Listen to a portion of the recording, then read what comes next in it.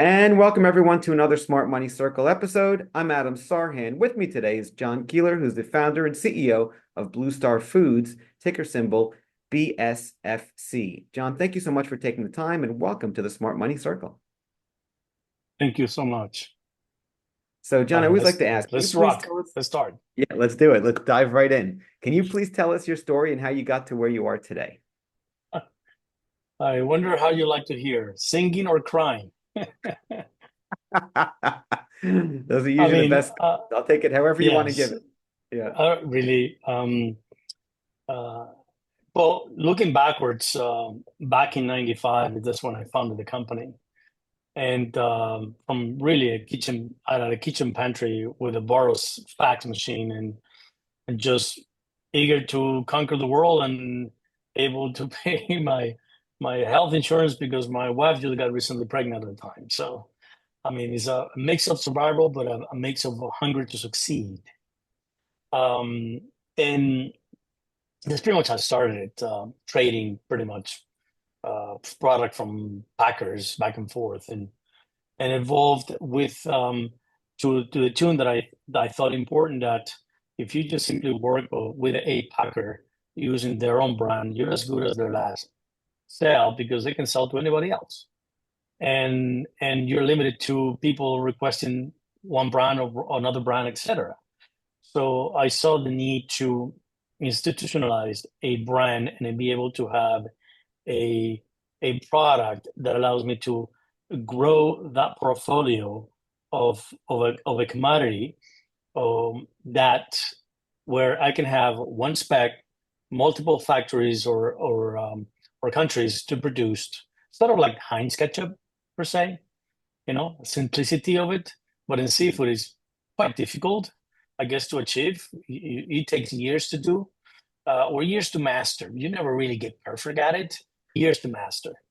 For the average naked eye, you can see not much different. Or the Sara Lee pump cake, same way. No matter if you ate it 5 years ago, you eat it today, it tasted pretty much the same. Is what you call predictability on that. And that's how I really continue in the seafood industry.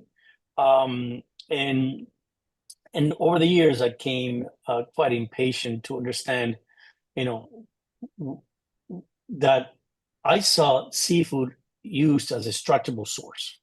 Just, it's underwater, don't see it, just grab as much as you can. You're gonna sell it, and people are hungry.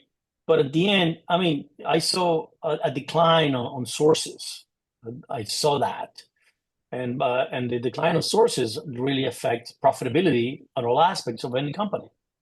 Because in order to have more, you need to pay more for, and then the market in the States says, well, you got more, I mean, you can sell for less. So it doesn't really jive. And then I'll just continue throughout for many years and start really looking into how I can, leave in a way a legacy where actually my reaction was I don't want to have my name used for depletion of a particular species. And I felt that things needs to be done differently. And then I started jumping right into sustainability, understanding what it is all about. Opening the market in Europe really gave me, easy at the time, 5 years ahead of the US. Even when I was bringing those all ideas out of Europe, people here were thinking, "What are you talking about? What is it? What do I have to think about that?"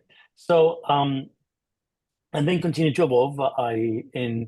And see how I can create a positive impact throughout the entire supply chain that exists on a very complex seafood industry, because there are many aggregators throughout the up the up the upside, or from the source to the final consumer. There are plenty of aggregators, and everybody is claiming a value somewhere.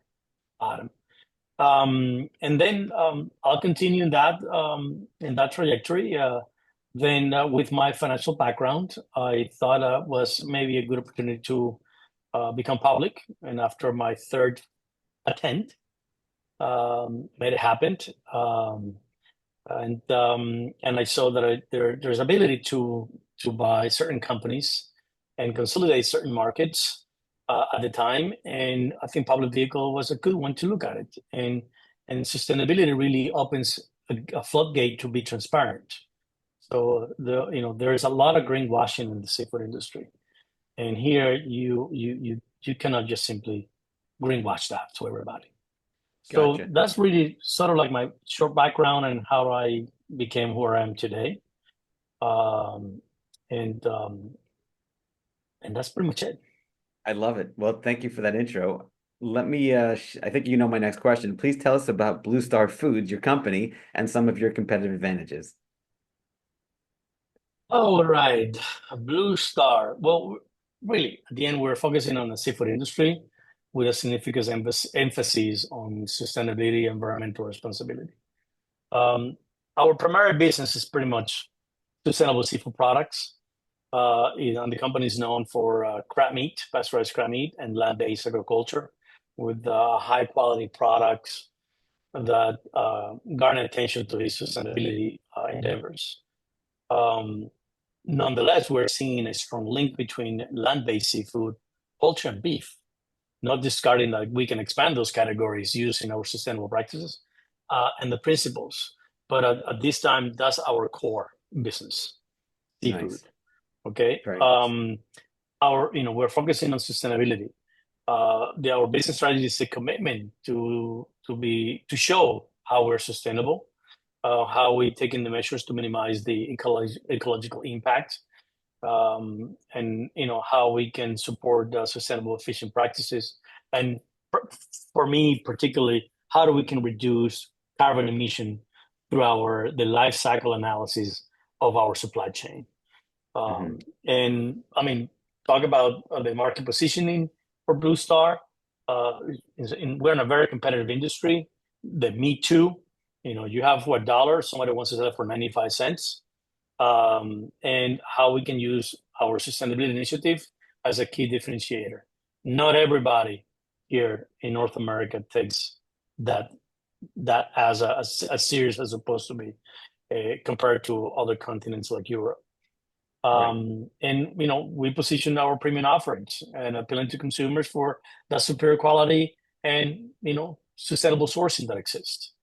Also emphasize on innovating product development um, through that adopting new technologies, and sustainable methodologies that we aim to improve our process, such as bring adaptive AI to it, decided to scale soft shell crab through the typical mom and pops uh, back of the house shedding process and things like that.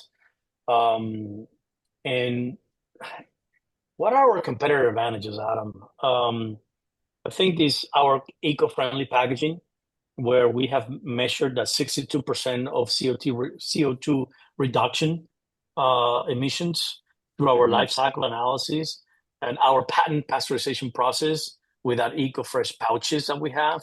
I think is critical. Be able to grow fish and harvest it and deliver to market within 50-mile radio. Okay. A lot of seafood is imported and a lot of seafood is flown. Okay. Here you don't have to do that. Okay. Again, it's CO2 emissions, global warming. Look at all these hurricanes. Okay. Right. Right. That is coming our way. But notwithstanding, what else? Our competitive advantage is our quality. Okay. Gotta be good product, period. End of story. Premium quality seafood products. The rigorous quality control that we have, the independence that the compliance department has, where not even me have the power to veto any of their decisions for the betterment of the distribution for the company. If they said that is not good, it's not good. End of story. Okay, that's for sure. Um, And you know, as I mentioned to you, the supply chain for us is very important. You know, where I can harvest fish and deliver to you within 50-mile radio. I mean, versus our competitors have to fly it. You know, that makes a huge difference. Right.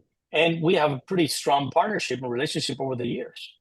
You know, we have good fishery partners. Uh, uh, we have distributor partners that are rely on us for given what they're used to. Okay, high level of service. You know, our brand is, in my opinion, is very strong. Has a strong brand equity that equates to consistency and trust. Um, and yeah, there might be cheaper brands out there. Yeah, but it's what it is. Yeah, you're going for And quality. I understand that. you know, yeah, Yeah. I mean, and the consistency of the quality, and how to, you know, and also I think last one that I'll consider as a competitive advantage is a market diversification that we have. Okay, that we can actually go through different distribution channels, retail, food service, club store, restaurant chains, and you know, pretty much tell us what it is. We've been there, done that. You know, before I actually had my own company, I was an unloader at a place in Philly, unloading trucks at midnight. So I know what it takes. Yeah. Okay, um, that's pretty much it. Those are probably, you know, in a nutshell, our competitive advantages. I love that. Thank you for sharing. I've eaten your food before. I like it. It's available everywhere at Costco. I mean, Walmart, everywhere you can go, you can get it. So hats off to you and thank you for doing the work you're doing because it tastes good. So next question for you. Risk management. How do you handle, let's shift the conversation a little bit to some timeless lessons. Now that we know about you and your company, how do you handle risk? What are some mistakes you see people make with respect to risk management? People, or including me over the years, I guess. Um, well, strategy of handling risk, or you know, risk management, you have to identify the risk. You know, I'm everyday risk adverse. You know, I need to always anything that it comes to us, we gotta do a comprehensive assessment and see what are the potential risks across those areas. If it's financial, operational, strategic, but any other external factors that we cannot control. Okay, it could be duties all of a sudden. Okay, you know, there where we need to engage different departments and stakeholders to really, you know, gain comprehensive and view all the potential risks that exist through this, you know, risk ID, I call it, process. From there, you have your risk assessments, where you need to evaluate the impact and the probability that the likelihood of things can happen. Okay, in the organization, and what are those significant risks that can pose the greatest issues to anybody or to us. How to mitigate that? You know, how do you create the actionable plans to mitigate those high risk priorities and ensure sufficient resources, especially time? You really need to devote time. Okay, the personnel have the budget to and allocate those risk management activities. I mean, that's critical. You know, balances, control and balances. Would you have it all perfect? No, but if you don't have it, it will be, you know, really bad because of death. And with, you know, with mitigation is you got to make sure that you have an actionable plan to mitigate that, and implementing it and monitor it. You know, gotta monitor every time. Those checks and balances to, you know, and regular review that with the team or with each department, whatever the case may be. Because there is financial risk, there is compliance risk. Um, they are you know, you gotta always look for where the fraud may come from. Okay. Gotta make sure with your team, for anybody to communicate and train. Okay. They need to understand that the risk is really important. The risk can derail your goals and your activities. And it's time consuming to regain it back and foster the culture and foster a culture Um, well, it's uncomfortable to report the potential risk. I mean, it's okay. Um, and mistakes or learning curve, whatever you want to see it, the thing is be overconfident is one of them. Do because of that, then you do very high level superficial assessments. The lack of documentation are that not willing to look or ignore the red flags. Okay, uh, and because when they're actually materializing, they really become a significant issue. Gotcha. And I also think by people mistakes is over relying insurances. That's a You really good know, point. Hmm. I mean, you know, would not you better have a if you want to assess any risk issue in terms of payments from your accounts receivable to have it electronically instead of waiting for the check to come in the mail? Just send them by mail. No, I mean they steal your checks, Right. okay, and they cash that check, and then what you're gonna do? Rely on insurance just to cover that, or the bank? I mean, that's one of the things that I think is important. I love that. So let's talk about some timeless lessons, John, that you've learned along the way. You've had a business, you started in 95, you took it public, you've overcome a lot of adversity, you know how to get things done. What are some timeless lessons you've learned that you'd like to share with the audience? Crying or singing? Right. Any way you want. Whenever you want it. Right. Be humble with it. I think consistency beats the intensity that you work with. Small, consistent efforts will yield you a better results than the sporadic, opportunistic things. Build daily habits. You know, why not? With your goal in mind and dedicated one of them. And sometimes those habits are, well, not, they're bored, but you just got to do it. Okay. Um, you got to build relationships that are more important than possessions. Okay. Um, prioritize the time you put with your people. Let's really thrive with those connections because the the predictable behavior analytics that you see out there is very invisible. You cannot see it. You just gotta look at people's body language, and they'll tell you 99% of what they're thinking. Okay, That's so sometimes I just don't listen to you, Adam. I just look at you, and I know exactly what you're saying. That's so Okay, powerful. I think they say that 80% or 90% of communication is nonverbal anyway. So if you could pay attention to what people are looking at, or yeah, that's very, very powerful. I mean, It's and funny. really control what you can. I mean, let go of everything. For me, it was extremely important. It was difficult. I think I can control everything, dude. I can't. I just simply can't. Things are Yeah. beyond my control. I just have to let them go. Yes. Just let So them powerful.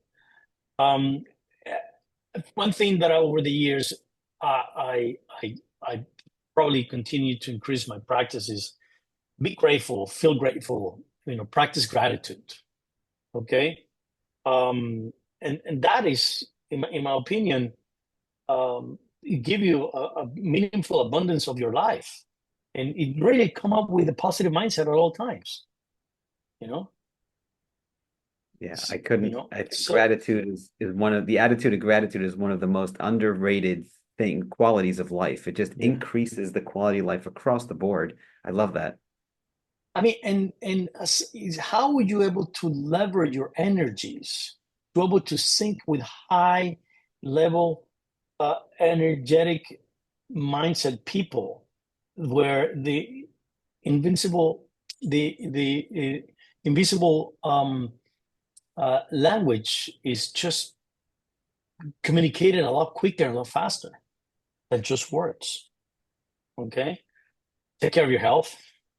You know, um, failure is not a roadblock, man. It's just one learning. It's a lesson, and treat them as a setbacks as opportunity. Okay.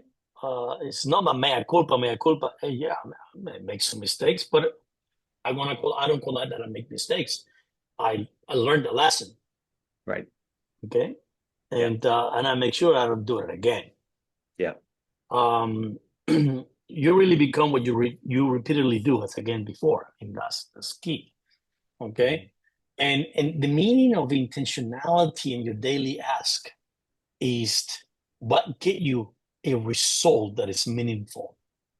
If you have no intentions, but you just do it, you won't get the results, even that you dream of. It just doesn't matter. Okay. And authenticity is far better than being perfected. Just be who you are. Okay. And I say it, listen, I'm not good at that, or you know what, I could potentially help you in this one because I suck at this. I just say it, no issues whatsoever, and be able to adapt, to survive and succeed. Because you need to cultivate the mindset of welcome a change. Hmm. I love You that. know, Yeah. So powerful. How about timeless mistakes? What are some timeless mistakes you want to share with the audience and I how to avoid think. them? Hmm, Avoid or learn from them. Let me adjust it. How do yeah, what, no, I think how do you choose learn? immediate rewards over long-term benefits. Mm, You know, uh, and how to avoid them? Setting clear long-term goals.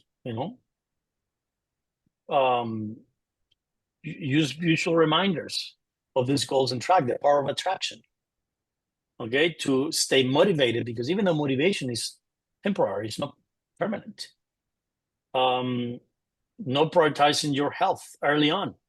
right. Okay, over this weekend, I had a kidney stone. And I said, well, that kidney stone didn't come from a month ago. It happens for the last 30 years the way I am. Okay. Or, thankfully, I have no issues with a heart attack, but somebody had a heart attack. Oh, just had a heart attack. No, dude. He's been fostering the heart attack since his early 20s. Yep. Okay. Neglecting your relationships. I mean, people start working to transaction. And really, the mistake is they don't take this close relationship, they take it for granted. Yeah. And they just fail to nurture friendships and family connections. It's all transactional. What is it for me? Adam, what is it for me? Right. It's not that way. Right. Okay. Not willing to learn from the failures. It's another one. Mhm. And that then driven you by the fear of those failures. Not willing to ask for help. Sometimes I do that. Right. Believe that asking for help is a sign of weakness. Not really. Right now is a sign of of of a grown up. Yes. You know, um, and I mean, I don't think it's for me anymore. But living according to others' expectations, that's a mistake. Okay, you really need to work and act based on the core values and passions that you have, and principles. Make decisions based on what aligns with those core values and principles. Hmm. Okay, and listen. The day they stop talking about you, be worried about it. Not I always love that. positive. So what? Yeah. Love that. So All right, what? I John. don't want to be forgotten. How about that?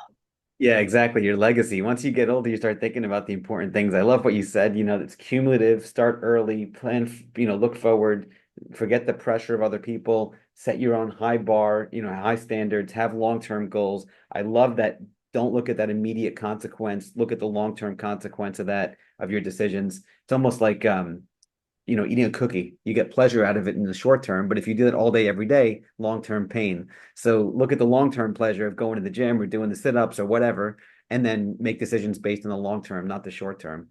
So that's a lot of Yeah. really, really good information. Next question for you. Let's talk about leadership, John. What makes a great leader, and what are some lessons you've learned about leadership that you'd like to share with the audience?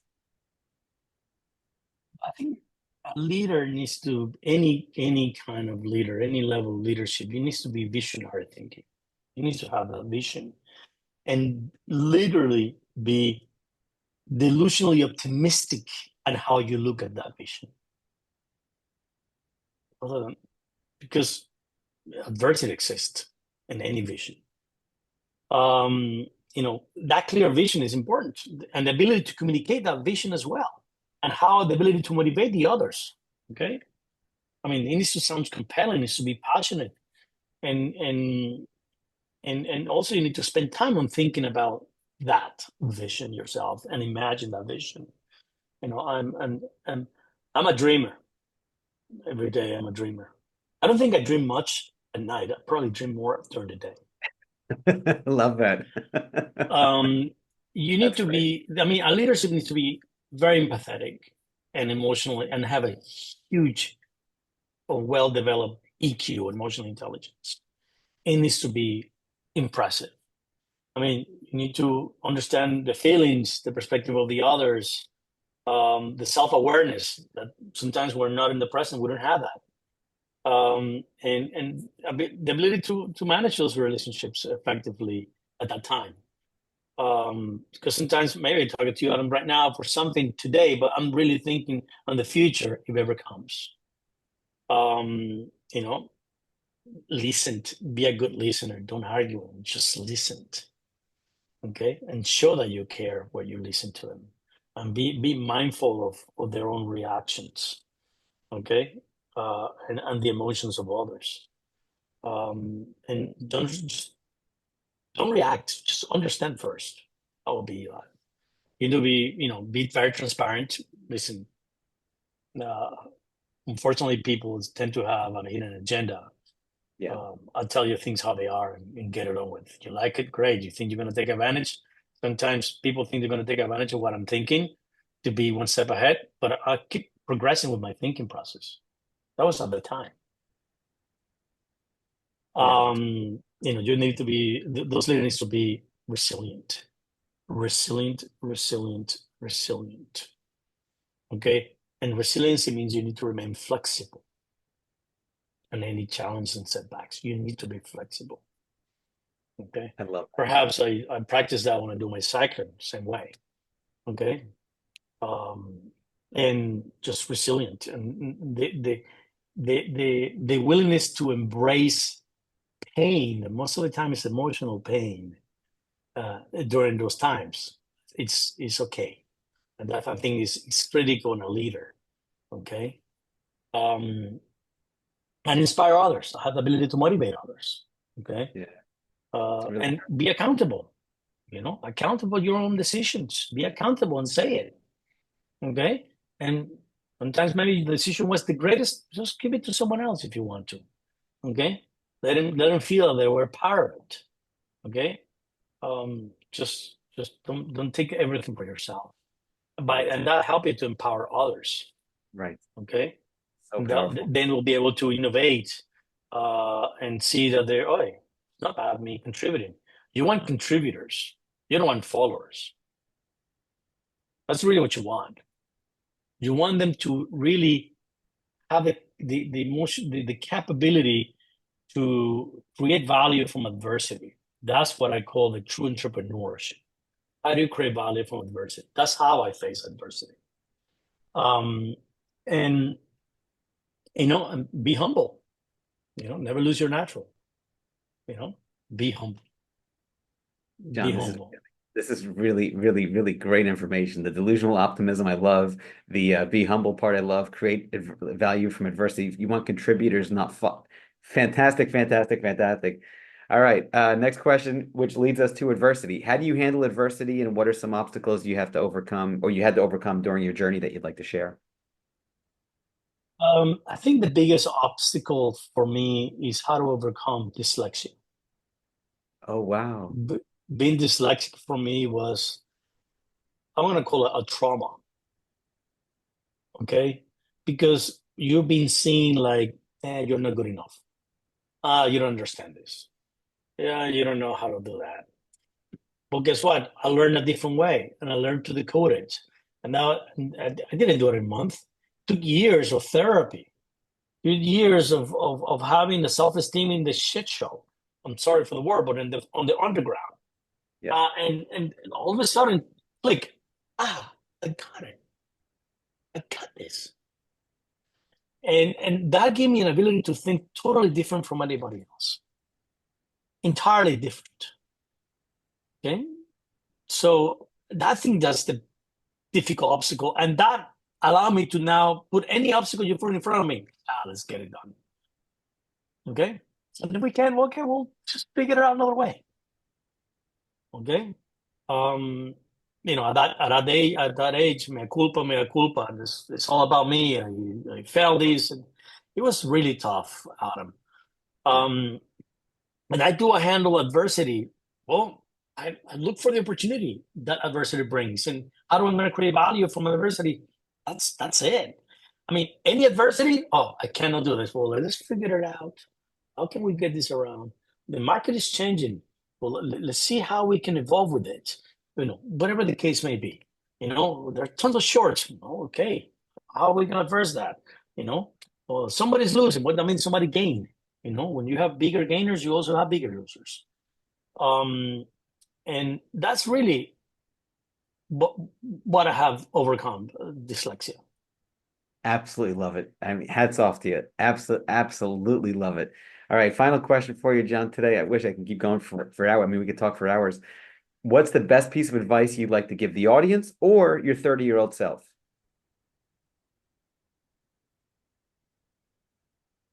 Live the present. Take care of your health. Stay away from a sense of entitlement. Be kind and thankful. Motivation is temporary. It's just temporary. Okay. Discipline is constant. It's the constant feeling that you have to have. A constancy on purpose. Listen, it's okay to be delusional. Okay.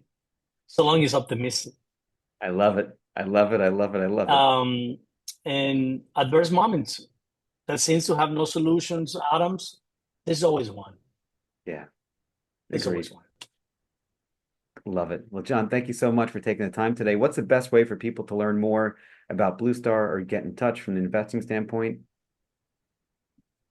Oh, they like to send an email to investors@bluestarfoods.com.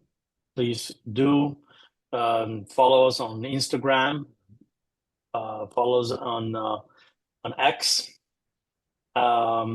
And listen, if anybody have a particular question, ask the questions. I honestly get most judgmental opinion from people than actual question.